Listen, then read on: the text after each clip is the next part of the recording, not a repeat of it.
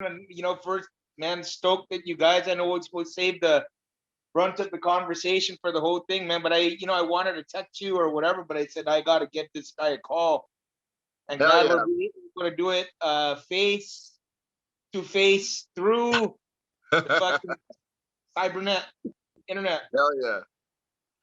But yeah, man, Dude. Yeah, Jesus, bro. what a trip, huh?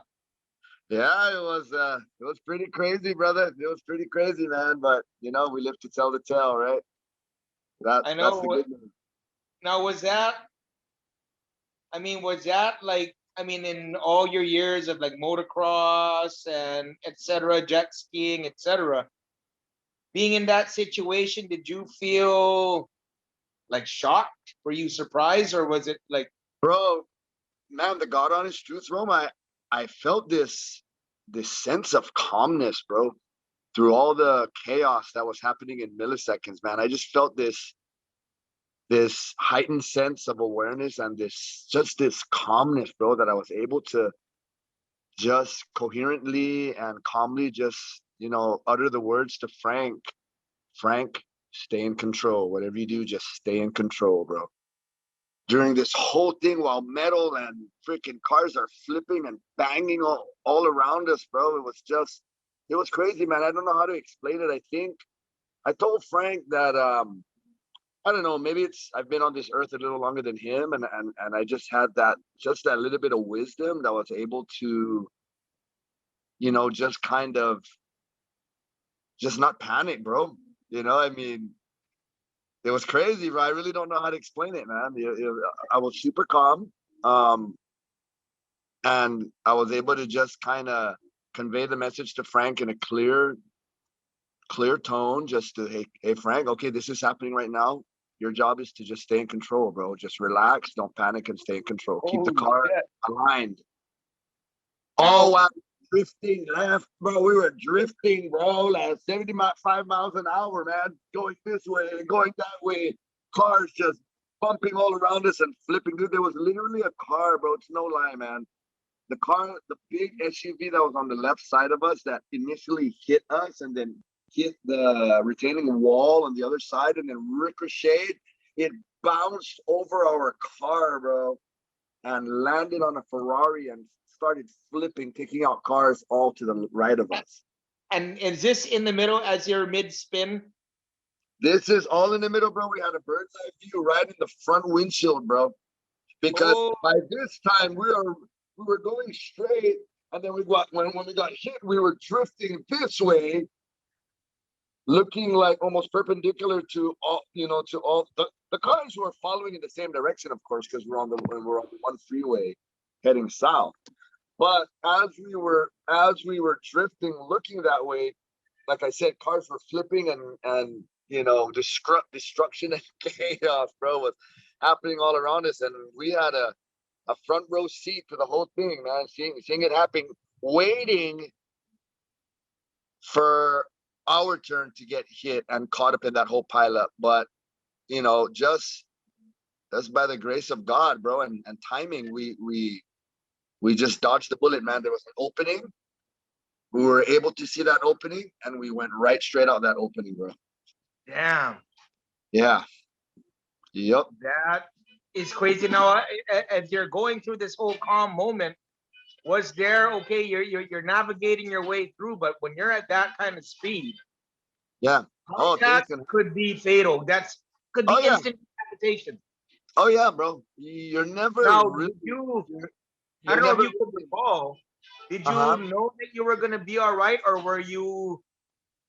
There was moments of uncertainty. Well, maybe not moments, but milliseconds of uncertainty. But I think your fight or flight adrenaline reflexes, bro, is forcing you to stay alive, right? So in that moment, which really, bro, the whole thing was probably over and done with in like 3 seconds. If Woo!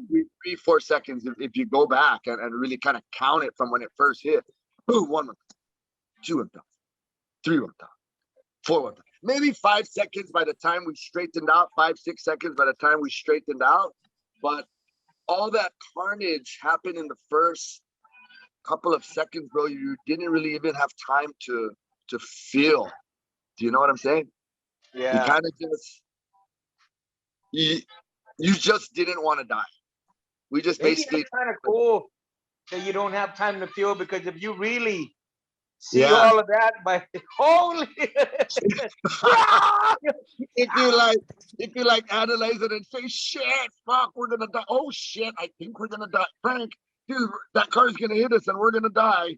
All you're I doing in know. that instant, bro, is just hoping that nothing happens, bro. Despite the fact that, you know, the other 5 cars got mangled. You know, we like I said, we were able to dodge the bullet on that one, bro. And when the whole thing, so once we got aligned, bro, and we were kind of continuing to drive down the freeway, of course, that's when we said, holy shit, the fuck just happened, bro? Yeah, Frank, you all right? Yeah, bro, my neck. And then, you know, he instantly said his neck. You know, he just goes, fuck, because dude, so when we got sideswiped, boom, it's like it threw us like this. So, you know, I say, and then when it hit Frank, his head, not only did it tweak his neck, but he hit his head on the seatbelt buckle. Yeah. And then he was trying to, you know, I saw him go like this and kind of stiff arm, and I actually had a chance to look at him because the accident happened on our side. Boom! And then when I saw that, I just kind of saw Frank, you know, happen so fast. He hit the windshield, boom, or the side window, boom, boom.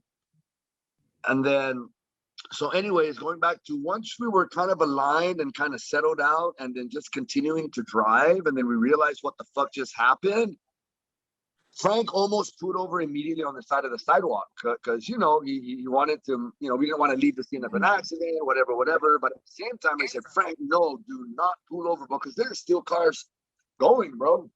You know, so I said, go continue to drive. Let's get to safety. Let's get to a safer place, because we don't want to be parked on the side of the road. I mean, I'm pretty sure cars would slow down by then, but still, my thought was, let's get to safety. Let's get off the freeway.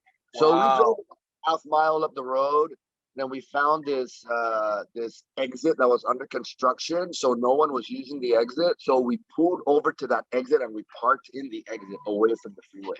Wow. Then, you know, all the adrenaline kind of came down. You know, well, I think the adrenaline was still high, but I meant all the panic mode kind of came down. And then that's when Frank was, you know, when it hit him, bro, he's like, fuck, dude, that could have been so much worse, dude. And then he started bawling, bro, like, because he just thought of his daughter and Sarah, who just boarded the plane to fly to San Diego, bro. Yeah. You know, imagine. after seeing the carnage that happened behind us, he was like, dude, that could have been us, bro. That could have been us. How were the other drivers and cars? Well, we never really had a chance to find out because, like I said, we kind of drove, but we saw the carnage there. You know, we saw smoke and just dust still kind of up in the air, and the car, because what happened when that big SUV flipped over our hood and started tumbling and smashing other cars from the back are still traveling at a high rate of speed, so they were hitting all those other cars. So then they flew all the way to the wall, bro, the other side of the wall. These are like 4 more lanes to the right. And then they eventually came to a stop, but like I said, we were still kind of driving. We were still going at least 60 by the time we slowed down, and 60 is not slow, you know? 60 is not slow, especially Slow. after sustaining that damage. But you know what, man, that's amazing that, you know, like, because, okay, he survived the initial thing. Frank wants to pull over and he thinks that the danger is, he thinks that, okay, we just survived the worst thing, but really, the worst thing could have happened being relieved on the side of the road. Yeah, bro, because cars are still flying, bro. 100%, dude. Hey, Greg. Hey, there he is. Huffa, dude, you're in the States. You're supposed to be on time. No, I've been listening. I just been listening. Oh, okay. Greg, that's right, brother. Dude, dude, that's exactly how the story went, bro. Holy shit. You know, that's the first I heard of it. Dude? Craig, you're alive. Fuck, Hold on, let me bro. turn off the jams here real quick because it's getting too groovy. bro, we are alive. Holy. Ooh. Dude, so did you hear what I was explaining to Ro? Yeah, dude, it's exactly what happened, bro. That Yeah. is exactly what happened. Yeah. Nuts, bro. So Dude, nuts, dude. man, so I've been up to Irvine already twice from San Diego or from Escondido. Okay. So like I've been on the freeway already like 3 or 4 times, for an hour at least, like 2 hours. How was that trip, bro? Bro, it's good. Like I'm kind of like the drive is like I was thinking that I would be kind of like traumatized from the whole Right, thing, right. but But you had but it's like I guess I'm so stoked that we survived that it's overpowering everything yeah, of like right, worry, you know what I mean? right, if right. if anything if anything what it's doing now, it's like stuff that I kind of like always just kind of like just like overlooked. Now I'm very adamant about putting my seatbelt on first before I back up, like Nice. Nice. usually I would like I would start backing up, and then while I'm backing up I'm looking, and then I'm putting my seatbelt, oh fuck, Right. and then making sure just like child safety now, like when we load Catalina in the car, we try to put her in the center, Nice. Nice. and then Yeah. this car seatbelt, and then making sure everyone's there, and then bro, I don't check my phone, like, but you know how Yeah. it is, like you hear a text, and you're driving, sometimes you'll freaking pick up the phone just to look, and then so like Yeah, and especially traveling at that high speed, bro. Just going like this, you're already covered 100 feet, bro. They're like, damn, or more. yeah, And you so got a it's crazy. yeah, so Oh, just all the little things now, so Rome, I was telling Cook how like I'm not, and like I'm so stoked on life and so stoked on surviving that it may like maybe somehow some way that's overpowering the the the traumatic effects. the traumatic effect of what I would typically have to drive, because I've been driving on the freeway, fuck bro, like already like since the accident I've been on the freeway for a total of maybe like 6 hours. Frank, you Ooh, want to hear something fuck. funny, bro? Remember when Brogan picked us up after the whole thing the following day, right? She picked us Yeah, up. Honestly, bro, when we got on the freeway, I'm like, oh shit. I kind of had a dude, bit of anxiety, but then I bro. said, nah, that's just an isolated incident, bro. It's something that's Yeah, just happened out of nowhere, and the chances of man, that happening again are dude. Okay, so I will admit though, when it gets a little like congested, yeah, and when I see 405, yeah. when I see the 405, the Interstate 405, I'm like, whew, like I'm kind of I'm like, oh shit, okay, all right, here we go, you know what I mean, Yeah, like, yeah. because not only was it wild that we got into that accident and the severity of the accident, but when I was Googling trying to find it, there were like 5 different accidents at the same Yes, I time was just on the about to tell 405. Roman that actually. Because Roman was asking, how did the other cars and the other people fare? We're like, dude, we didn't even have a chance to find out, man. But, 20 minutes later, the ambulance were all there, the fire trucks and everything. But still, we were waiting for our ambulance to come on our side too, remember? Yes, and when I was getting the MRI, I was talking to you, and I was telling you about the accident, and Yep. then I remember I mentioned to you, dude, it's crazy because I was trying to find pictures or the article of the accident, but 5 or 6 came up around the same time, and then the ER guy that was with me when I was getting my MRI, he was like, "Yeah, bro, that shit happens at the 405, 4 or 5 times a day, 6 times a day." And accidents like that won't even make headlines if no one dies. It's crazy. Yeah. Crazy, dude. Crazy, Yeah. But I guess You know, what what's like the average speed on the freeway, right? They're like 60 to 80. hey, Yeah, Frank, man. If you're in the if you're in the carpool lanes, which is like the inner lane, which is the fastest lane, right? You're going like 75, 80. And you Easily. got people that are just flying right by you every now and then. Oh yeah. Bro, and then but imagine like in Irvine, you know, you're with cars that have with you're passing cars like Teslas, Maseratis, Ferraris, Porsches. Dude, those guys are freaking slamming that gas, you know, or And maybe they're not even slamming the those gas. speeds are really nothing for them, you know. They're sports Yeah, cars. Here we they're are in our freaking sports cars, Tahoe. bro. I Dude, know. freaking Tacoma, bro. Dude, they're like, hey, did the airbags blow up? And we're like, man, I don't think the car had airbags. Yeah. Was that was a rental? No, it was a friend. He let me use his truck while I'm out here for camp. Now are those? I mean, is that like a total loss, or did the insurance cover that and all of that stuff? Yeah, so you know, I've never really dealt with this, and all their insurance is going to be taking care of the damage. Right on, right on. Did you even get to meet the person who hit you guys? Dude, No. no, man. You know, honestly, We don't if even know if anything, it's right, Cook, we're just talking about. Frank Yeah. Yeah. Yeah, we were just talking about man, like after things settled down on our side, we kind of reassured each other that we're okay. Like I said, Frank was kind of balling because reality kind of hit in, and when things kind of settled down, that's when I said, fuck, bro, hey, we escaped the accident. I wonder how the people that were involved in the accident fared. I wonder if they're okay. Dude, we even said a prayer for them, bro. We're like, dude, let's just pray for them. We don't know what the fuck happened to them, bro. So Wow. we gotta, do our humanly duties and just hope that nothing happened to them, because I'm sure that they have families and, probably even little kids like Frank, and you just don't know. So I guess that human part of us just kind of came out, and I remember asking, I wonder how they're doing, and then we even asked the fire trucks. When the guys came, we're like, dude, did anybody get killed? He goes, they're injured, but they're okay. Some of them are being I don't know if they said airlifted, but some of them are being immediately transferred to the freaking emergency rooms and stuff for trauma. Yeah, to like the trauma. Yeah, Yeah. the traumatic unit or the trauma unit. Dude, So, of but course, the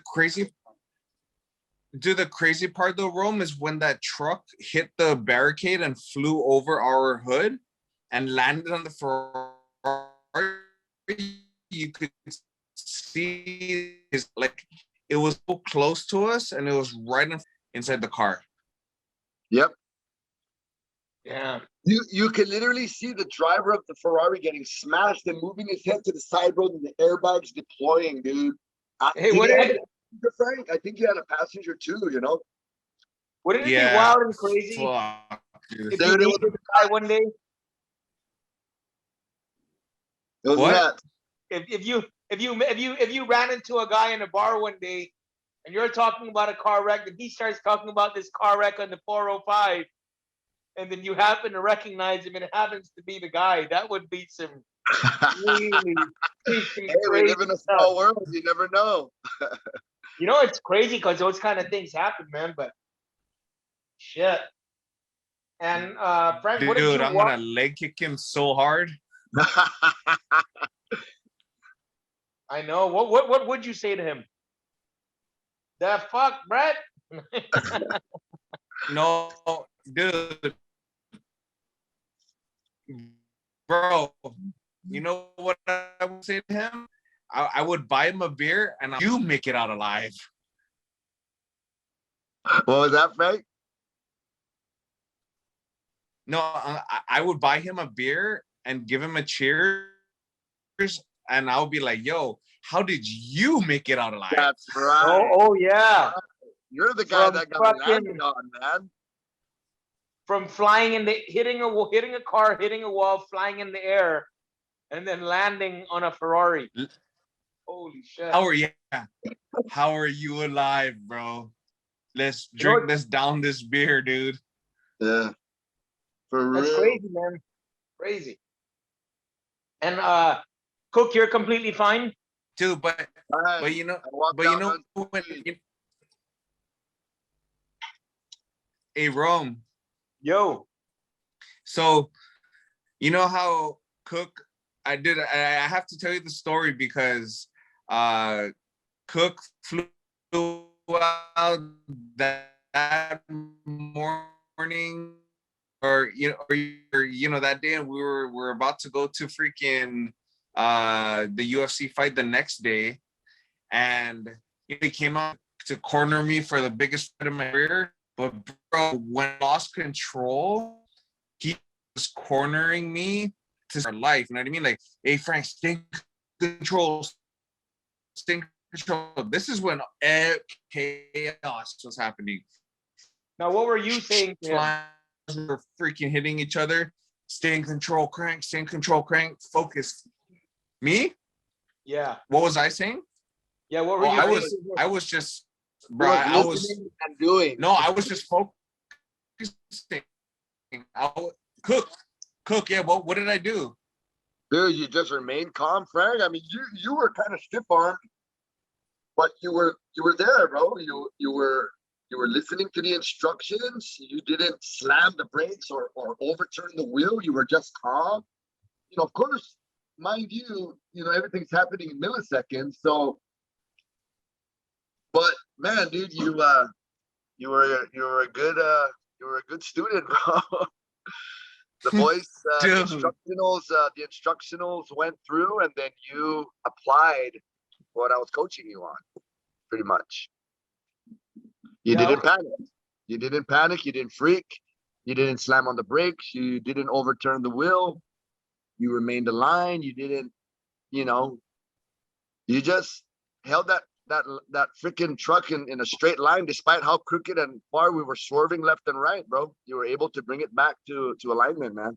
That's all that mattered, because one way or the other, if we drifted too far right or too far left, we would have got smacked, bro, and hit, and then we would have been involved in the carnage. We could have easily slid the other way and slam into the retaining wall, which is way closer on our left, and that could have been bad. Oh yeah. Oh, we could have drifted 90 degrees and then slammed straight into the wall head on. Yes. Damn, I didn't even think about that. I was telling Rome, no time to think, dude. We just reacted, bro. We just reacted. It was crazy. Reacted, and then now. But since Cook's been riding motocross, bro, luckily he didn't tell me, hey, about 360. We were joking about that the other day, Cook, because we know that you go through these things on motocross for so many years. We're like saying Cook probably wants to do a trick right now. And then I don't know, Frank, if you caught that earlier, I was asking Cook, where did he? Because we're trying to figure out where did he get that calmness from? And I don't know if I'd ask you.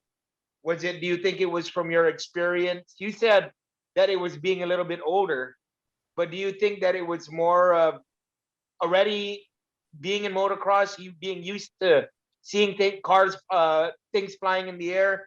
Was it being a martial artist, just understanding where to go under pressure?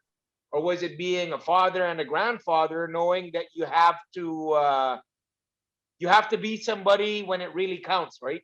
Oh yeah, all of the above, Rome. Definitely all of the above. Everything that's happened in my life up to that point, kind of all came into those millisecond decision making that I had to make at that moment in time, bro. So I guess all the wisdom that I've gained over my 50 years on this world just kind of really came full circle to where I really needed it the most. And like I said, I had this overwhelming sense of calmness despite the craziness that was happening around us. And I just had this heightened sense of awareness. Like, you asked me, was I scared? Was I freaking out? Like, man, you really didn't have any time to think, oh shit, whoa, you were just in survival mode. I was programmed to survive, bro. you know how these people, when they get an adrenaline rush, you know, you've heard of stories of people picking up cars when it runs over their child or something. I think all this energy went to just focus. You know, went straight to focusing on just getting out of their life, keeping me and Frank alive, bro. It's like, you know, and then of course Frank was the best freaking co-pilot, or he's the pilot, I was the co-pilot, you know, but he was the fighter, so he's making all the moves. I'm just there to coach him. You know what I'm saying? I cannot do the move for him. He has to just, you know, have a little bit of common sense on his end, and then at the same time take heed and advice on my end from what I'm giving him, you know, and it just couldn't have worked out any better, man. It was crazy, bro. You know, it's a trip. Now that you're talking about that, though, is like for more than half of my life, Cook, when I've been in super high stress environments, like in a fight, your voice comes to mind. You know what I mean? Your voice comes through coaching me. Your voice comes through calming me. Your voice comes through in high stressors of like what typically would be super like a crazy situation in a fight, in a bad position, in a good position, with the crowd yelling, in chaos, you know. So it was like what perfect storm to have you being around. Absolutely, bro. Yep. It's just that muscle memory, in this case, that mental brain memory, where, you know, through all the chaos over the years, shit, Frank, I just realized I've known you half your life, bro. Fuck, for real, dude. Crazy. Yeah. And Dude, you know, for Literally, half your life, you've known me. you've actually helped steer his life, because you guided him into mixed martial arts when he was on his route to becoming a professional golfer, right? Oh yeah. yeah. And I'm looking at the situations. I remember you cornered him when he won the URCC title in the Philippines, and then Yep. you also cornered him when he lost to Kaloy Right. in the Philippines. And I remember at that at the post-fight speech. The gathering, yeah. Oh, yep, I remember that, and it was like, of course you wanna, being a coach isn't always there. I mean, being a coach is great, but it's not. You can see that it's not just being there to guide them towards victory, but it's also to guide them through a loss. You know what I mean? And because like instructors always say, a loss is a lesson, and even though you did win by staying alive, I mean, Frankie didn't get to fight in the UFC and this last event. I mean, obviously you've gotten a really great, healthy perspective on that, and really nice to see you guys really processing this great. But after watching the UFC this weekend, did you guys have, or Frank, especially you, did you have any kind of new feelings about this incident? No new feelings about the incident. It definitely, if anything, I kind of like everything and anything and everything about the outside things about life, just kind of like I just threw over my head. But when I saw, when I saw the way that Frevola lost, if you look at my notes, and Cook, we were talking about it. 1-2 down the pipe, bro. 1-2 down the pipe, Yep. That's exactly what that was the plan.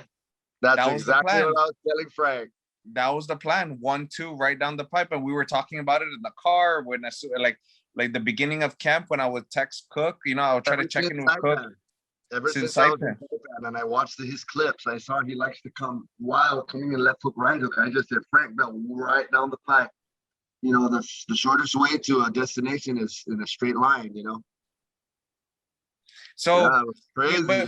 But like, yeah, it bummed me out, and I was like, yeah, man, I could have had the fastest knockout in the lightweight division, all these shoulda, woulda, couldas. But at the same time, I haven't fought in over a year, and when I lost to Justin James the way that I did, and suffering 2 losses against Benil and then against Justin James, the last minute replacement, and then I was supposed to fight Brock Weaver in September, but I got COVID.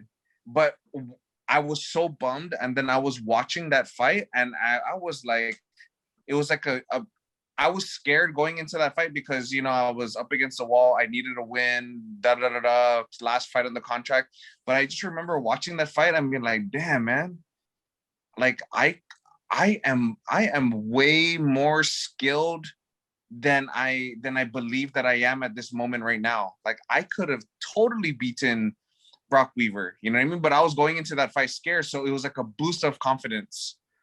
Nice. And then this fighting Matt Frevola, like I was going into this fight like, hey man, it's gonna be a grind. I'm ready for 15 minutes like of hard fights. But after the fight, I was like, damn man, like I am fucking way more skilled than I am giving myself credit, So like it was a huge freaking confidence boost, and for those of you that know, right, for like, because of us, we know that mentality and mental strength and focus is a big thing in the fight game. And maybe this is the path that I'm being led to continue to build on my confidence by watching and without the wear and tear of like me going through hard fights. And I'm freaking looking forward to my next one, So yeah, I'm bummed. I could have fucking got 2 paychecks and maybe a $50,000 bonus. Fuck, that's a lot of money. You know what I mean? Especially I don't think for you got that. huh? I can't believe you didn't get that performance of the night bonus. I can't believe he didn't get that. That's weird. Come on, dude. But guarantee though, he definitely got a bonus. Like under like not like they took care of him, guaranteed. Maybe in the back, but he had to fix his knee, and they fixed his knee. Bro, so I heard he blew his ACL From that. Oh, from that, dude. No, so you know what? Like kind of going back to the ACL, that dude. was off of a celebration move. Yes. So like, I mean, if you're talking about ever awareness or whatever, that's why Cook, when you going back to the accident there, and how Cook had the sense to move over to the end of the road. I mean, move over towards safety. That one takes, like, I had to give him extra props for that, because that one is like, it's very easy to, you just pull over. Man, that was red belt move, bro. That was red belt move. Yeah, red belt. Maybe that one might be the motocross right there. After, I don't know, maybe, I'm not too sure. But that was pure, like, red belt motocross, red belt safety move, dude. Like, honestly, Cook though, like, whenever you send me pictures on the boat, right, like on your where you work at, bro, you need to have everything set, man. You need to have everything checked to freaking manage a boat like that on a daily, dude. Mm-hmm. And that's, and so like that application of like fucking Cuki Alvarez, bro, that shit came out, man. Everything, dude. Yeah. Oh man. Tactical. Like checklist, safety, fucking everything. You know what I mean? Like, bro, because I remember after we got out of that, I was shaking. My hands were shaking, and then I was about to pull over. You're like, no, Crank, just keep driving. And dude, I was like, that drive was so difficult because I was just panic mode, bro. Right. But you even guided me through that all the way to we fucking went half a mile, bro, to that exit where you found a spot, and then you told me to back it up in here, and then I turned off the car, I put it in park, turned off the car, and then I started freaking out, and then I started crying, remember? Yeah. And then you're like, hey, crying, no, hey, it's okay. Then you started hugging me, you're like, hey man, just no, it's all good, brother, you're all good, we're safe. You're embracing me, man, like as a fucking dad, like I could feel that, bro. Love, so that was fucking, like, I was just like, whoa, that was crazy. Because like I guess they say like you have flashbacks or flash whatever, but what came to my mind like a fucking picture over my eyes was like the picture of Sarah and Catalina on the flight to Honolulu. You know, they were still in the air, and I just remember I remember I told you, I was like, yo, man, like Catalina is just turned 3 months, and she could have grown up to never know her dad, you know? Oh yeah. Oh yeah. Like she's only gonna hear the stories of her dad. Like she's not gonna know who I am. Right. Oh So yeah. it's, yeah, fucking holy. And we were and we were just talking about family that whole trip, dude. Yes. Yep. I was telling Frank, I said, Frank, man, you know, just enjoy the time, because I was telling Frank, I said, man, I really enjoy the pictures when Sarah and you guys are hanging out with the kids. All the kids are sleeping on your bed and crowding your bed, and I was like, Frank, cherish all those moments, because by the time you blink, bro, your daughter's gonna be 25 years old. Because Shania just turned 25 years old this year. Oh, shit, dude. She's our baby. She's my baby. You got 2 boys and a girl. I got 2 boys and a girl. So yeah, we were just talking about our kids, man, and how fast they grow. And I was just kind of giving Frank, just a little like stories to look forward to and stuff about all our kids. We were comparing our kids. Remember, Frank? We're like, yeah, you're like, hey, who did I? Yeah, and I'm like, fuck, man, dude, Shane. I can see the similarities of Shane and Rocky, you know. We were totally talking family, bro, man. We were just catching up, dude, and just enjoying the time together, bro. Because the last time I saw Frank was over a year ago too, And so we were just catching up, man. We weren't really even hardly talking about the fight. When we're at the gym, we focus on the fight, but when we're on our own, we kind of catch up and just just enjoy the company, man. That's been a wild year. Were you out there also when he was supposed to fight Brock Weaver? Did you fly out for that? No. No. I was still here. The whole COVID thing, and yeah, that's right. It was the peak. It was the peak of COVID. Yeah. Yeah. Wow. So, Frank, you had one. You got one fight cancellation from COVID, and then one fight cancellation due to near-death experience. That's no, dude. Actually, check this, dude. My first fight got canceled in March or April. My first fight got canceled in April because of the COVID lockdowns. And then I was supposed to fight Matt Frevola June last year, but then his cornerman got COVID. That's right.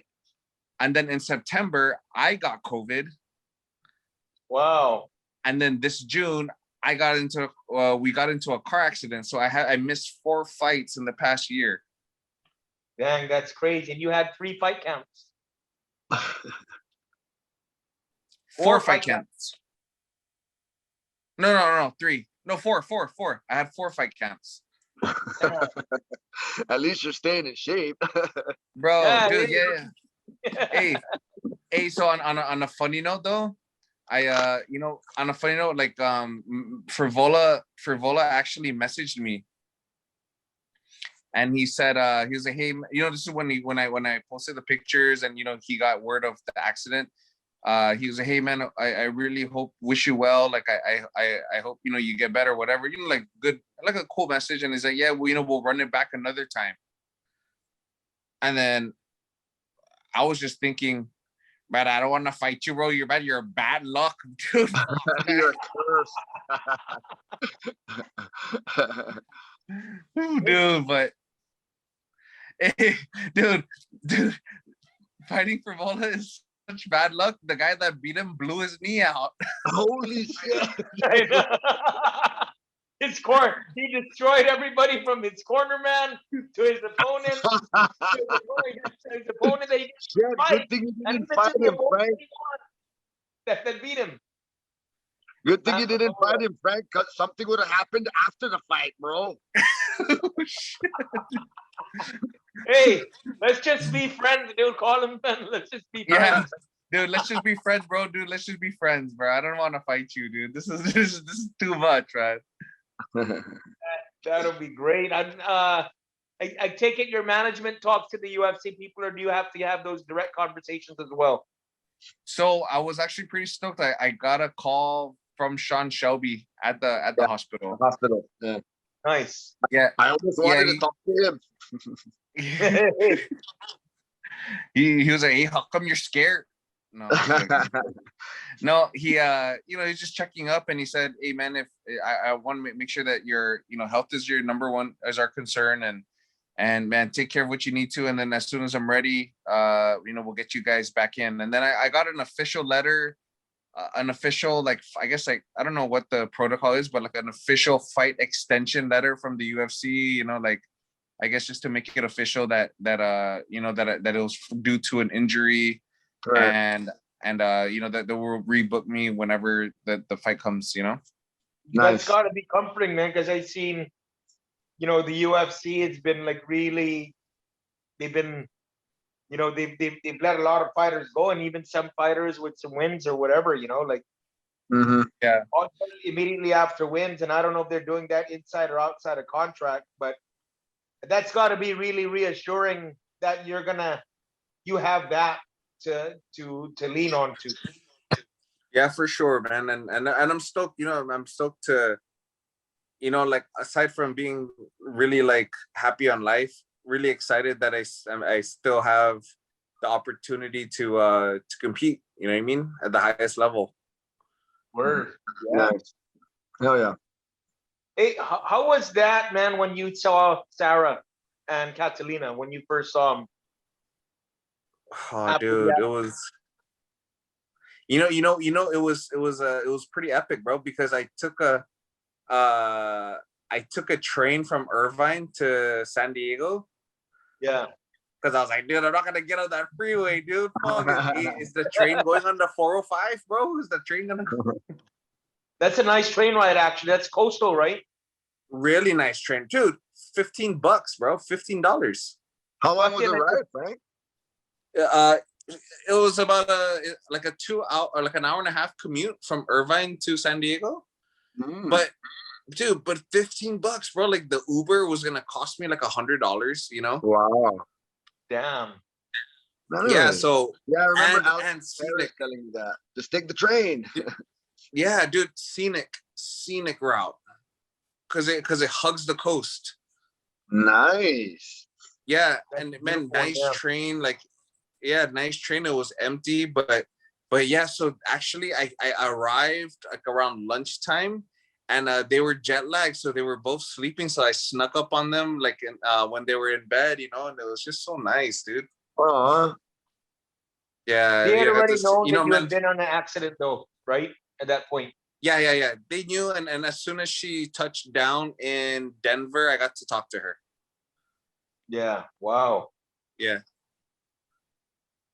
And how much longer are you guys out there for? We leave on, so it's Monday here, and we leave on Thursday morning. So I have I just drove to Irvine this morning to get checked up to like my appointment. I have another appointment on Wednesday with the chiropractor and an MD, a doctor. And so we're gonna plan out everything. So when I get back home, I can have like a curriculum and work remotely with like a PT back home. And fuck, I don't know how to like I'm doing everything that I can. So I'm gonna work really hard to put myself in a position to work hard, for the next fight. Because I mean, the truth of the matter is that 4 fights canceled. I haven't fought in over a year. Fuck, that's how I make money. You know what I mean? Yeah. So yeah, I need to really focus on healing up the right way, the proper way, so that I could really go out there and fucking perform, you know what I mean, and do what I need to do. Like, I'm having all of these mental leaps and bounds with confidence and with finding myself and with the approach to training and to everything. So I'm excited, man. It's yeah, it's very exciting. I can only imagine, man. It's like being so close to death makes you really appreciate life. Yeah, bro. Man, it was, man, Cook, I don't know if it's you, if it's just me, but that was pretty fucking gnarly, right? That was like a pretty life-changing experience, huh? That was life or death, bro. No, Cook. Being No, yeah, the thrill being seeker that you've Cook. been. Yeah, Cook, being an ass kicker like you, bro, like, am I just being like overly like enchanted about what happened, or was that like pretty gnarly, dude? Not at all, bro. No, that was gnarly, dude. There's no sugarcoating. There's no trying to act tough. That was, like I said, bro, I guess the appreciation of us making it through it just, me too, bro. I have a bigger look on life too, after that whole incident. And I've been through a lot, I've seen some pretty crazy things in my lifetime, but, that was the first time I've ever experienced something like that, bro. An actual car accident that could have claimed our lives. And I guess I'm just confident. And, like I told you, Frank, it's God's grace, bro. I don't care what anybody says. To me, it's just by the grace of God, we were guided out of that situation. And that just gave me a sense of peace and calmness. I'm not tripping on it, not because it wasn't crazy, freaking gnarly, because it was, but I have this sense of peace, bro, because we made it, man. We made it out alive, and the only thing we can do from this day forward is just be thankful, cherish the moment, and don't count the days, make the days count, bro. Man, Cook, when you're saying that, bro, like, really just thinking about it, like, if the man upstairs, if God or whatever, if he wanted to take us out, that would have been the perfect opportunity, bro. Yeah. Easy. Like, easy, bro. Like the fact that we got out of it, it was kind of like, hey man, I know you guys are in this mess, but no, not today, boys. You guys are not even gonna get hurt. Oh yeah. Like Crank, you're just gonna get this, but man, I'll take herniated discs. I would have taken a broken rib, you know what I mean, for that. You know what I mean? Oh yeah.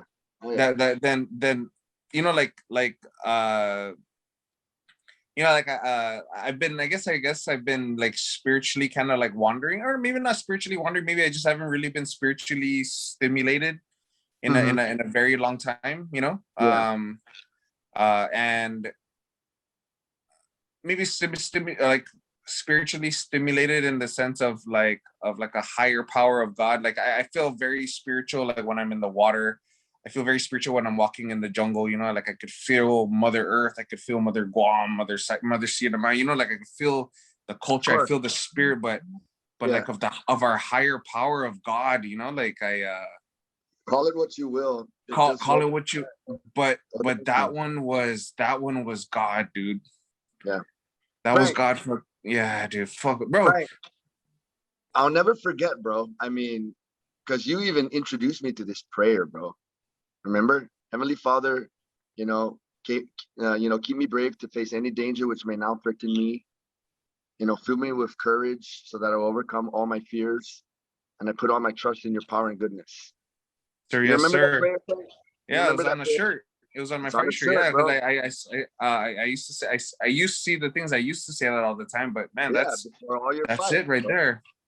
And that thing never left my mind from that day when you first showed me that prayer, and it was pretty cool. I don't care what anybody thinks, but this is what I say before I fight. And I was like, dude, hell yeah, bro. You don't have to brag about it, but you don't have to be, all hush like, shit, am I gonna offend anyone about it? You know what I mean? Hey, man. Yeah. It is what it is, bro. Yeah. Nothing wrong with bringing God into the cage. He's there anyways. Oh yeah. He's omnipresent, bro. He's all over the place, whether you like it or not. Fuck yeah! Hey, wow, Rombo, what a way to put it. Yeah. He's there whether you like it or not. It's pretty classic that you actually remember the. Because if you're talking, if it was on your first shirt was like more than. Dude, Frank was 15, bro. Years ago. No, and it's really cool that you still have that. Was your first shirt the one that was done in the PI, the yellow one? I mean, remember that one? The PI? The yellow shirt, the one that Jose designed, I think. Yeah, this one I think for my second, it was a second fight one. Okay. Man, it's somewhere, but I have another one of your shirts right here, and Hey. it says some pretty cool stuff in the back too.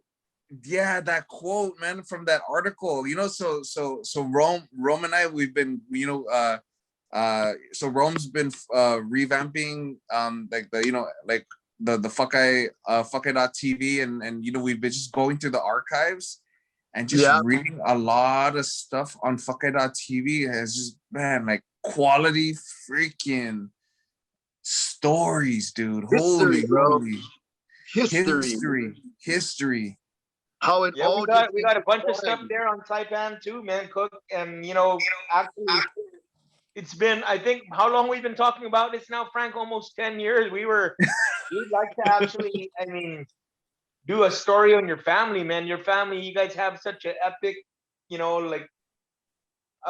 even before this, you're already living such an epic adventure, like from motocross to mixed martial arts, and just to see you guys do that as a family, it's amazing to the point where you got Mari, you got Shane, you got freaking Webb all training at the same time. You know what I mean? You have, at one point you even had all the cousins, all the nephews, all of that. So going, Jesus, Creezels.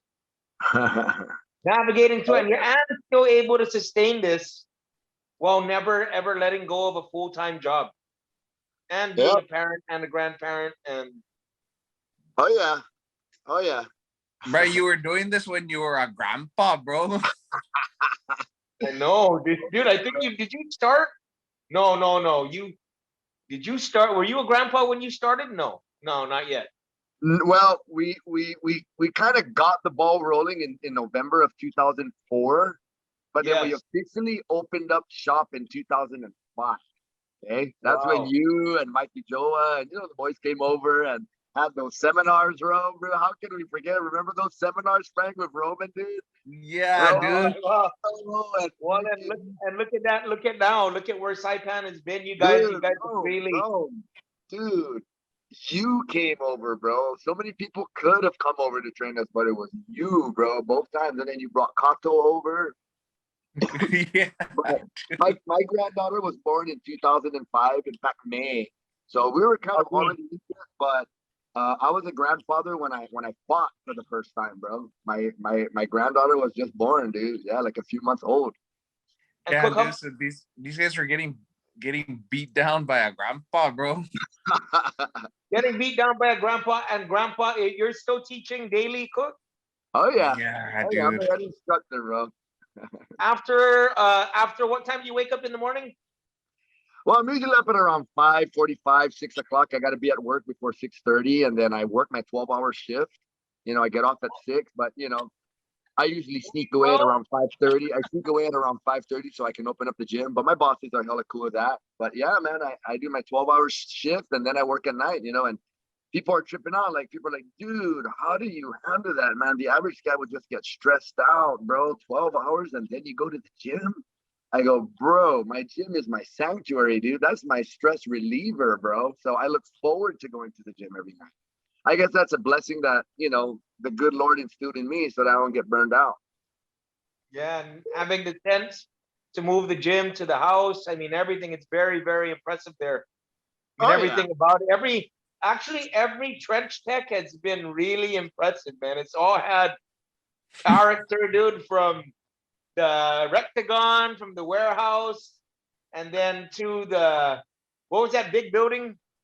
Remember the one Nauru building, building you mean on the 7th floor? But don't forget the San Antonio gym there in and the San Antonio gym. Yeah, that's where the fire happened. Remember, Rome? Yep. We lost our whole gym. gym. Still survived. Oh yeah, that's why we're phoenixes, bro. We freaking rise from the ashes, man. Resurrection. Really impressive. And then now to see, like, I know that mixed martial arts has kind of been silent in Saipan, but it still is always lingering there. But nice to see that jiu-jitsu is really, there's a big jiu-jitsu interest there, huh? Oh yeah, really big. And that's really now more my goal. I'm having my sons now, Shane and Albrecht, are teaching class. They're handling the kickboxing side. I get to chill and kind of let them take over the helm in that department. And it works out great, man, because those guys still like to spar. I'm kind of already over the sparring and getting punched in the face you know, all that stuff. I kind of leave it to those young guys now. But yeah, I'm really enjoying the jiu-jitsu journey now. You know, ever since I got my black belt, it's just more now like a student all over again, and now I have to live up to the standards. So I'm really constantly, you know, trying my best to become better, and at the same time become a better teacher, so that, you know, the students around me can go through the journey that I went through and eventually become, you know, great individuals themselves in whatever choice they, in whatever life path they choose, you know. And I just, you know, jiu-jitsu is going to help them do that. It's great, man. You've been leading them really well. I see the leadership that both you and Frank have provided Oh with yeah. Saipan martial arts. You know, like, it's weird because back in the earlier days in the Marianas, you're thinking cage fights in Saipan, or especially sports between Saipan and Guam. You're thinking riot for sure or whatever. But, you know, I've been to more than a dozen trench wars and rites of passages.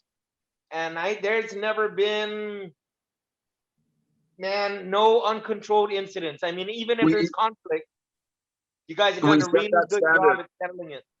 Oh yeah, we set that precedent in the very beginning, bro, and I implemented it into the rules. You know, I just said, dude, man, we're not a bunch of hooligans. You know, we're not here. We're not gang fighters. You know, we're not gang bangers. You know, this is an art, and with that has to come respect. You know, you guys can fight hard, fight mean, but fight clean. You know, at the end of the day, man, we all live on the same island. We don't want to be walking on eggshells when we see each other. I mean, there's, you know, you have those gyms that were all about, you know, number, you know, like all this stuff. Yeah. But that's just the nature of the beast. You just got to learn how to tame those guys and just kind of just educate them, you know. And yes, man, I really stand proud, and I know Frank can attest to this, you know, that, you know, because during the time when Guam was going through these phases, bro, where there's always riots, you know, at the fights, and, you know, it's kind of like a cutthroat, you know, man, like they were gang banging almost down there, bro. You wear the wrong t-shirt, you get jumped, you know. I didn't want that to happen on our small little island in Saipan. So I set that precedence in the very beginning, man, that, you know, we are going to create friendship through fighting. That's been our slogan. Yeah. That's always the way it's going to be. And I think it worked out great the past 15 years, man. Yeah, tremendously. I think even to the point where it even ripple effect over the year. I Yes. remember when you were having the fights in Saipan, when rivaling gyms would go to Saipan to compete. It wasn't even more. I mean, it wasn't like, okay, we're also from Guam. It wasn't, hey, we're together here because we're from Guam. But trench wars had a way, even though you campaign the hell out of it, like Guam versus Saipan or whatever. But when you get a sense of when you go into a trench wars or a rites of passage, they could be yelling Guam versus Saipan all over the microphone or whatever. But regardless if Saipan wins or if Guam wins, there's always that handshake, there's hug at the end of it. There's that sportsmanship. Even I've seen people who are more bitter, who are fighting, if not close to fighting on Guam, go to Saipan, cheer for opposite corners, but because the air of respect is so there in Saipan that it's like, damn, you know, That like is really, so really awesome. well done. That is I so really got to awesome. give it to you guys for that. Dude, I and appreciate that very much, Rom. I appreciate that very much. And wow, you know, like I never did it to like get this notoriety of, wow, man, Cuki did. No, man, I just did it because I knew it was the right thing to do. And I'm just happy that, you know, coming from someone like you who really just noticed it and saw it and Oh. realized what we were doing, you know. Oh, I've been seeing that every single time, dude. I mean, for the longest part, I mean, just still like awestruck. I mean, going into the old trench wars, and you notice maybe 200% capacity, hot, sweaty, alcohol, heat, fights, freaking pugwa everywhere. What? Damn, dude. How were there no riots? How were there no freaking riots in Saipan mixed martial arts?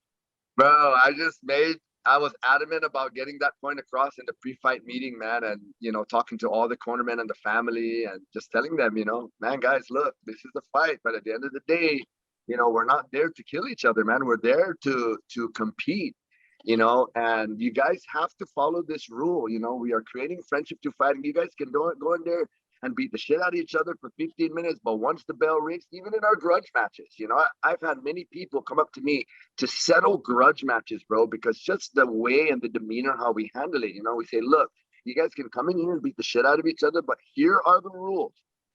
whoever gets their hand raised at the end of the night, there's going to be no ill will. There's going to be no bitter feelings. You two are going to shake hands and the grudge is squashed, bro. And man, we had several grudge matches. A lot, you know, a And lot, of the. man, they can talk about it. Lander, bro, you kicked my ass in Trench Force 10. Shit, bro, dude, hey, let's rematch again on Trench Force 11 and I'll try and redeem myself, you know? But Yeah, it's not like I'm going to your house. yeah, and then now they can hang out and they don't have to, you know, feel like they're gonna get jumped or anything like that outside of the clubs. And I think it's just such a positive thing that people kind of you know, they were magnetically bound to that, you know. Dude, and Cook, bro, I have to man, I have to thank you for that, because that culture of friendship through fighting, or that culture of whatever, because I was coming from Saipan, I was able to train with a little bit of everyone on Guam. Yes. Yes. And I wouldn't be where I'm at right now without that superpower of being from Saipan, because being from Trench Tech, even though it was Trench Tech purebred Saipan, you know, like I was because of you and because of that culture, like I was able to work with a lot of different guys, like with warm welcome on all ends, you know. So you guys got to understand. Absolutely, Frank. Absolutely. And I kind of paved it that way because, you know, you got to understand, at the end of the day, I'm a promoter. So I need to put my feelings aside on how I feel about this particular gym or that particular gym, because at the end of the day, we need competition. So, dude, you know, we've had, you know, Underworld Extreme guy, Alex Castro fought in Saipan. Everything was cool. There was nothing that happened there. It was all good. You know, we've had a lot of guys from other gyms just come up and fight. So of course, being the promoter, you know, I had to make friends with every gym, you know, in order to be able to come to an agreement where we can make our fighters fight. You know, I even had guys from Guam fight other guys from Guam in Saipan, you know, because they couldn't happen from different gyms, but have beers afterwards. Absolutely, bro. Absolutely. Why? Because we're in Saipan and we didn't come over here to war with each other. And it's not even Guam versus Saipan. It's about all tomorrow's being there for each other, you know. So absolutely, tomorrow's Guamanians, Saipanians, whatever you call it, you know, because we understand that it's a mixed culture here now. You know, but it's been really just synergized really well there. And Frank, yourself too, you gotta take credit there, because I think people listen to you not only because you know what to say and they believe in what you say, but you also lead from the front. You're a promoter that fights. Up until Malker started promoting, you're the only promoter in the islands that actually fought mixed martial arts, you know. Yes. Yeah, so I think people see that. They recognize that. I even fought in my competitions event, bro, because, you know, I remember that, and we were all questioning. We're saying, Cook, what are you doing, dude? You're fighting in the rival event. This guy's sportsmanship is so there. It's like, hey, dude, Cook, you better be getting paid. You're what? Only that, dude, Cook. I just wanted to freaking fight in Saipan, you know, and that was my only opportunity. So I kind of looked at the plus side of that, you know what I'm saying? I know, and you know, and it is the plus side. And you know, I think the ripple effect of that is still, I think it's still flowing. You know, like I know that. Look at that! Like, look, we got fighters in the UFC. We got fighters in the UFC from Saipan and Guam. Oh yeah, how awesome is that? Now look at that, Frank. You've gone from Cook, because you always kind of had like a mentor role. Even when you were started, you already had to step in as a mentor, right? Oh yeah, yeah. You know, because kind of like I had to grow up quick in this business, bro, and I was still learning too. You know. I know you were still learning, but you're at this point where you also had to be teaching and sharing. And then Frank, you're there as a student, and now you're there and you're giving. Frank is a beacon. So when I look at you guys too, it's nice because I you know, Frank, if you have another flashback in your life, you have another near-death experience, you're gonna have all these important moments in your life. You can say, man, Cookie's in all my pictures. Yeah. Oh yeah, bro. Hey, at the end of the day, man, we made it out together as a team, bro. Dude, we made it out. We made it out together as a team, dude.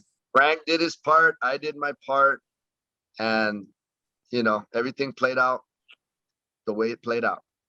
And we're fucking grateful as heck. We just came, nowadays we're seeing too many funerals. I don't know how it's like in Saipan, Oh but I yeah. just went another funeral today from guys our age, and it's like, why do we have to be? I mean, Cook, like I'm closer to your age. Why do we Mhm. even have to be thinking about death at fucking 47 and 50 years old? We should be like Right. thinking like that, like 80, right? Yes. Yes. Of course, Now, bro. Frank, at only 32, 32, Frank, 32. 32 years old, and you already have this fucking ridiculous, unreal fucking memory that you're obviously using as fuel right now. Crazy, man. Man, but Crazy. dude, you're the stories that you always share. Like, I remember you sharing a story of like you when you were walking across Japan. This one always sticks to me. You were walking across Japan and that you ran into an old Japanese guy that was kind of doing the same. And you asked him how old he was, and he said he was like 70 some years old. And he also went up like fucking Mount Everest, and he still has more shit that he wants to do. I was like, damn, man, I will never ever say I'm getting old ever again. That's crazy. Hey, dude, I just met. So check this out. We've been having the lawn done here at the Agani shop for freaking ever since, and we never knew who's been doing the lawn. It just kind of comes up and it just shows him and it's done and saying, whoa, who the heck is doing this? We're thinking, okay, the cathedral is close by, whatever. But just today I finally got to I caught the guy doing the lawn, and I got to finally get his name and whatever. It turns out that thank you very much to the Agutya mayor's office for taking care of his property here as much as we have, maybe even more so. We really appreciate that. But there was this guy's name is Joe Longo. Joe Longo, this guy bush cutting in the freaking heat, and Guam is hot right now. 68 years old, dude. Dang. 68 years old and a great grandfather like 5 times over. And this guy was just, he said, you know what I asked him? I said, what's your secret? Job.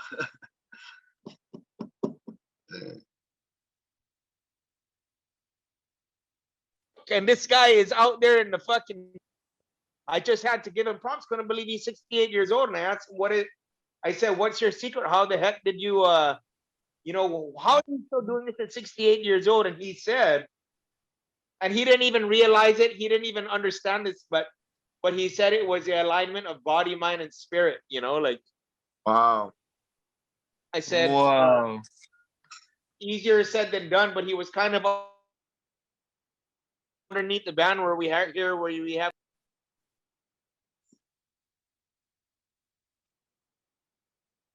that. I'm saying, okay, Cook's 50 years old. You're a grandfather. Frank, you're 32 years old. You're a freaking father of 3.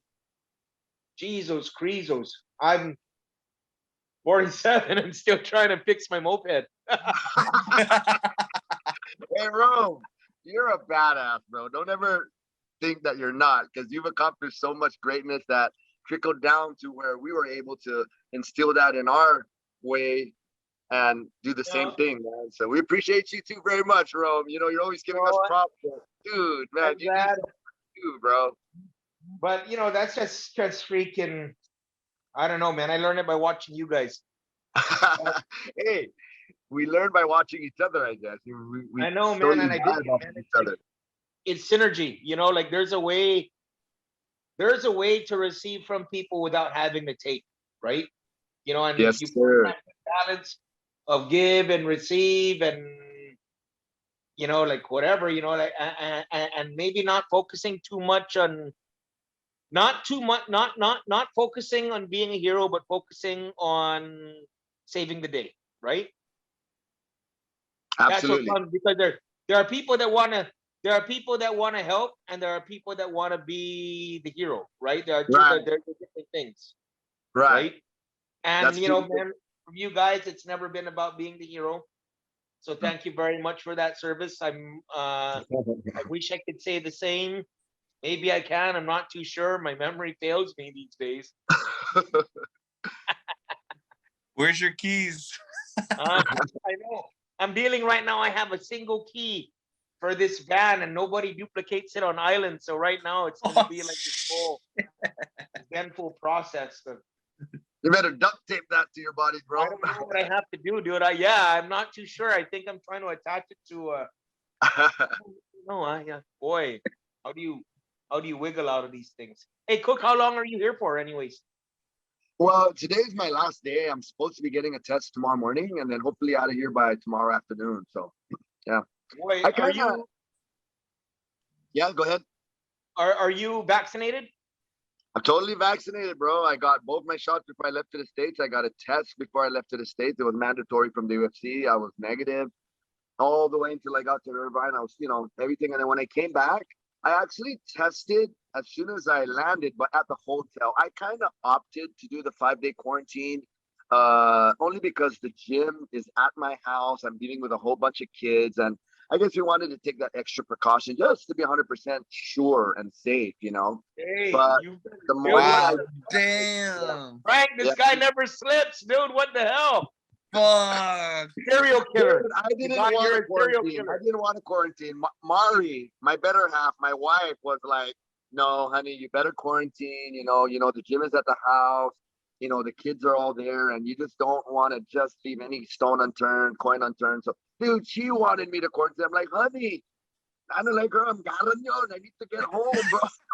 Well, you know She goes, what? I "No, guess. you're gonna quarantine." So, anyways, I said, you know what? I think she has the right, she has the right idea in mind, and I just kind of trusted her on this. And I said, you know what, honey? Okay, I'll go down and I'll just stay the 5 days just to be extra safe. And nobody, absolutely nobody, can say we didn't take. We definitely went the right route. Because a lot of people are Wow. saying you didn't have to quarantine. Oh, you already got your vaccinations. You don't have to quarantine.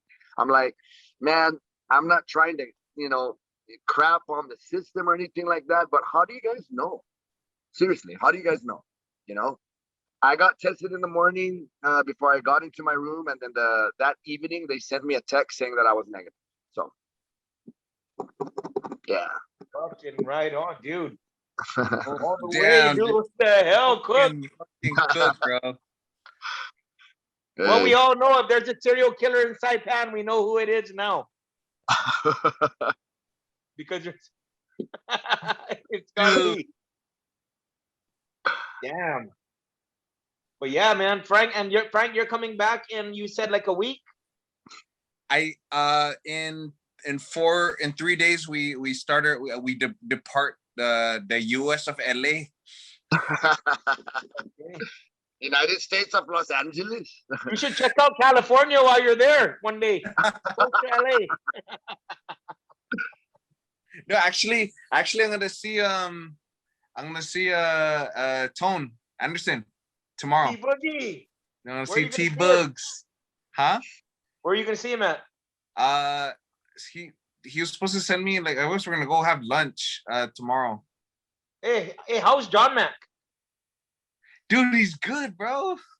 I know, dude. Jesus, that guy's so dang slow with the gloves. Dude, bro, dude, he's badass. He bought a van and he's gonna be fixing it up and he's gonna be living that van life. Fucking right on, dude. What kind of van? Yeah. Huh? What kind of van? Man, dude, I mean, I'm not too sure, but it's a pretty big van but he's gonna build it out himself. Like, it's not like a minivan, it's like a big van. Wow. Like those passenger vans. Right on, man. That he's very, very, man, really impressive dude right there. Yeah. One of the greatest talents that never showed up to, you look at his level, Jesus. Big time. Right. John Mac. John Mac has a win over Alex Perez. Wow. In which event? Man, back in the day, I think it was like in 2010 or something like that. I think it was like Tachi Palace or some shit like that. Yeah, he's got a history, man. John Mac's a savage, dude. That guy's always been like. I was reading his book, man. I read about half his book. I gotta finish reading it, but man, his story's crazy, dude. How he broke his leg and everything, dude. Yeah. Probably would have been. I mean, really, I wouldn't have been surprised if he was like a UFC, one of those top tiers, if that hadn't happened, you know. But Wow. Big time, man. You know, and it's like all the questions of how or how could it have been, you know, like he has what it like he has that he has what it takes, you know, like and a whole lot more, the martial arts mentality, the everything, dude. one Dude, you championship, dude. Perfect for one championships right there. Dude. Wow. Well, But right yeah, on, man. Frank. Oh yeah, all's good. Just one more checkup here and then back home. Well, we Then can't wait to see you here. You know, I'm glad nothing's permanent. You know, even though you didn't make the fights, at least you made it back to your family. So that is That's the the biggest win right victory. there. Big fat congratulations on that. thank you. Fuck yeah, thank you. And Cook, congratulations too on everything there. And thank goodness, man. I mean, amazing to see you guys, man. Jesus, it's Cookie and Crank's excellent adventure. It's like 15 years long already. Oh, and counting, bro. There's gonna be a lot more. And counting, I know. Like, geez, this one's gonna Damn, be nuts. but Cook, man, it was so nice to see you just for a day and a half, bro. I know, bro. And then 6 hours of that was waiting in the hospital for your X-ray, your CT scan, your MRI, dude. Just like that. So what, you literally went there, had the accident, and then in 2 days you split back? Yep, yep. Wow. Crazy. Slept 2 nights in California. Then on the third day, I left. Wow. Fantastic. You know, we should have sent some of these. Frank, did you send any of these Crank shirts to Saipan yet? No, not yet. Okay, we'll send some out there. Cook, could you WhatsApp your address? Absolutely, bro. We'll do. Frank, No worries. I'll communicate with you on that, Frank, whatever's clever there. I mean, Woo! but Fucking, yeah, Cook, man, thank you always for everything, nice. Frank. Fucking thanks for everything too, man. I know it's late there. Hey man, fucking always a good time. Always a good time, man. I always level up, bro. Always Right learning, on. dude. And you got that man in your corner always. Fuck yeah. Okay, shoe boys. Okay. Right Rock on, on. Frank. Hey, Get God some bless rest, you guys. Cook. Thank you. I will visit Saipan. Check you guys out Come and check us Good. out. Later, one guys. day for sure. Thank. Woo, later. All right. All Hey, right. God bless. cheers, boys. Shoot, Later. BIBA. Hey, all right.